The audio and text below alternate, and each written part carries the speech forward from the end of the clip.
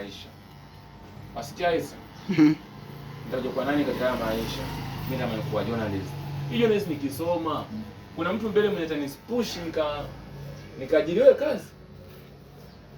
Sema haya nitakuwa tena chief chef.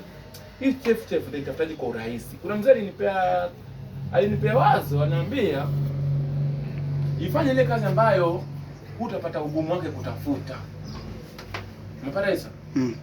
Utapata ugumu wake kuitafuta. Yaani wewe Rajabu kuna na mashini pale tu feri, mbona nitakunyoa. Mambo ya shida. Sio wanatuma barua, usijui wewe ni kabila gani. Mimi pale town nishai kubaliwa kuingia kwa kinyozi direct kunyoa. Ule madam wajua kwa sema nini? Si hapa tuangalie papers. As long you know how to shave.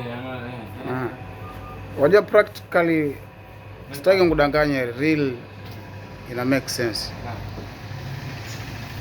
Mimi Rajabu, nilipoanza pale shuleni pale.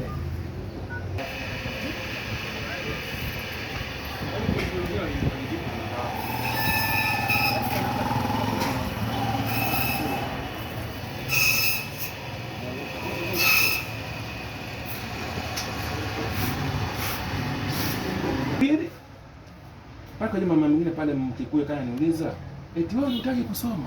Wewe tunakuona wewe na nakuona kwamba wewe ni unajielewa. Kaambia hapana, mimi wetu tuko wengi na kila mtu alisoma kapita mtihani, kapiga B+. Na nirekodi tena naongea mambo ya kompyuta. Ndio, real sense when it makes sense too.